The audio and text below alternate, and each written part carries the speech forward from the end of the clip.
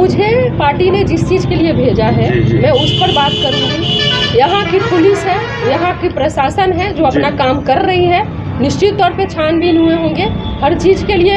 यहाँ पे तो है ना भाई, पुलिस से ऊपर हम बीजेपी नहीं है जो आकर के सत्ताधारी पार्टी बता रही ना कि हम बीजेपी। जंगल राज कहने वाले कौन लोग हैं जो 17 सालों से सत्ता में बैठे थे? तो क्या इससे पहले क्राइम नहीं हो रहा था? क्या लगातार लूटपाट की घटनाएं नहीं घट रही थी? क्या मर्डर नहीं हो रहे थे? क्या क्राइम नहीं हो रही थी? लगातार घटनाएं घट रही थी। और अभी मैं आपको बता दूं कि पहले से कमी आई है।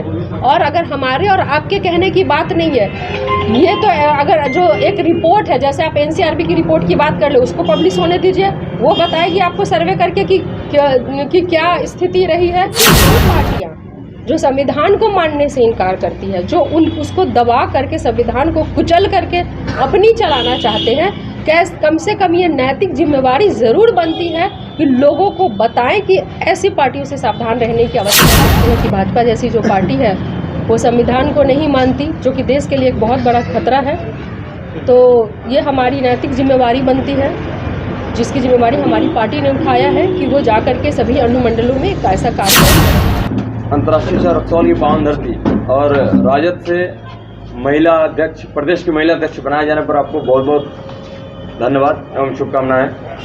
क्या कहना चाहेंगे मैडम, रक्सौल की पावन धरती पे आने का क्या उद्देश्य है आपका और आज के इस पीसी का?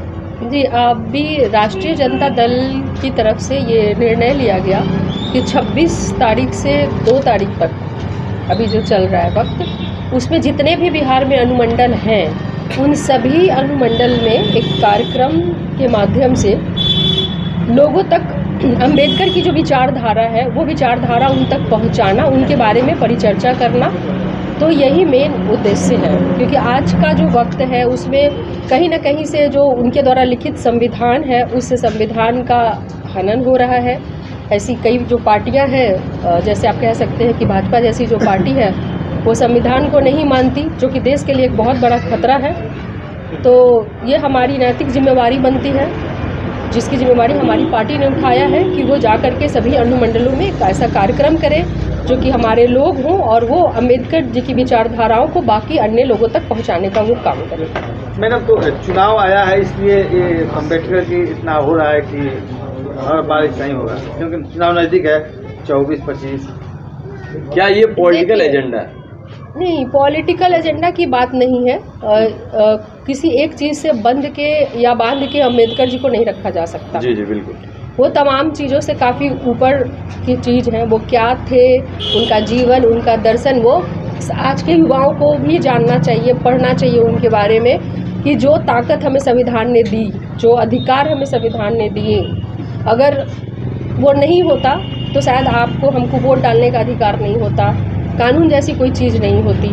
तो वो तो सबसे ऊपर है, तो इसको किसी पॉलिटिकल एजेंडा से नहीं दिखे। लेकिन वैसी पार्टियां जो संविधान को मानने से इनकार करती है, जो उसको दबा करके संविधान को कुचल करके अपनी चलाना चाहते हैं, क्या कम से कम ये नैतिक जिम्मेवारी ज़रूर बनती है कि लोगों को बताएं कि ऐसी पार्टियों से सावधान रहने की आवश्यकता है। और निश्चित तौर पे अगर व्यक्ति अवेयर होंगे, जानेंगे, समझेंगे, वो जानते हैं, पर कहीं ना कहीं से उन्हें एक भय दिखाया जाता है, एक डर दिखाया जाता है। जैसे आप मीडिया के साथ भी जो हुआ, आप जैसे देखेंगे कि बीबीसी ने एक डॉक्यूमेंट्री क्या दिखा दी गुजरात के ऊपर, उनके यहाँ पर छापे पड़ने शुरू हो गए। तो यहाँ अगर किसी चुने हुए जनप्रतिनिधियों को नहीं छोड़ा जा रहा है, उन्हें एक लाइन अगर किसी ने कुछ कह दिया तो इतना बड़ा मानहानि, जो कि सबसे ज़्यादा मैक्सिमम है कि 2 साल की सज़ा होती है उसमें मैक्सिमम। लेकिन वैसे प्रावधान में भी जो विपक्ष के सबसे बड़े नेता राहुल गांधी जी थे, उनकी सदस्यता खत्म कर दी जाती है। तो जहां हमारे और आपके बोलने की आज़ादी नहीं रहेगी, मीडिया के बोलने की आज़ादी नहीं रहेगी, जनप्रतिनिधि के बोलने की आज़ादी नहीं रहेगी, तो ये देश क्या रह जाएगा। और आज जो हम लोग यहाँ पर बैठे हैं, यहाँ पे सभी जाति धर्म के समान लोग यहाँ पर बैठे हैं, ये अधिकार भी और ये ताकत भी हमें समझ लीजिए कि अम्बेडकर जी ने दिया है। उसी ताकत का एहसास कराने आए हैं।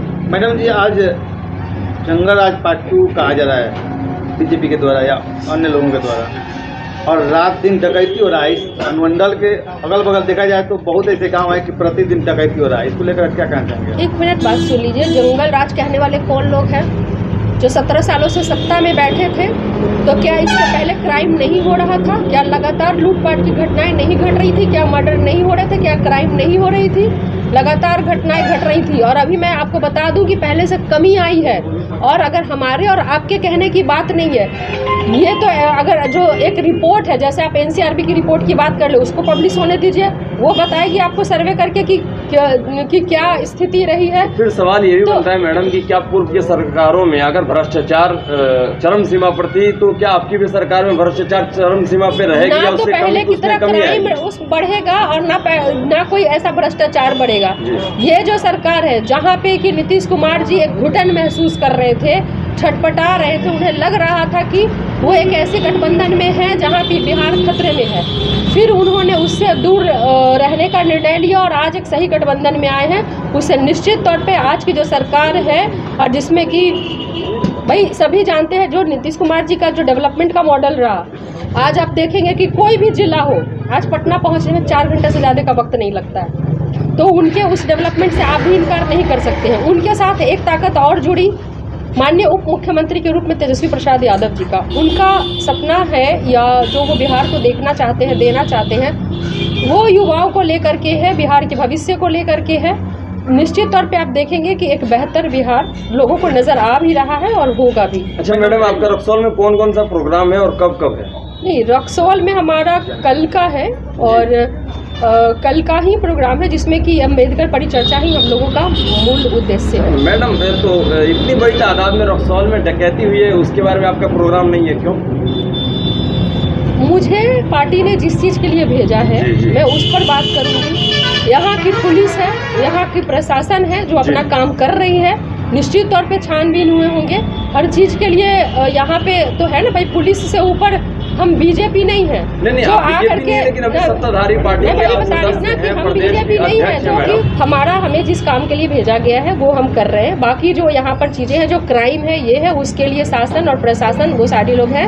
और हम ये बता भी रहे हैं कि हमारी जो टीम है उस चीज़ के लिए वो गई भी थी, वहाँ पे भेजी भी गई थी। जो हमारे स्थानीय जो कैंडिडेट है, जो लड़े थे, या बाकी के लोग हैं, उन्होंने जाकर के उस चीज़ के बारे में पूछताछ की है। सर, प्रशासन का गन भी काम नहीं कर रहा है, ऐसा मौका गया 50 के संख्या हमें में इस बारे डाकू में आते कोई हैं। जानकारी नहीं, इसलिए हम इसका कोई उत्तर नहीं दे पाएंगे। धन्यवाद।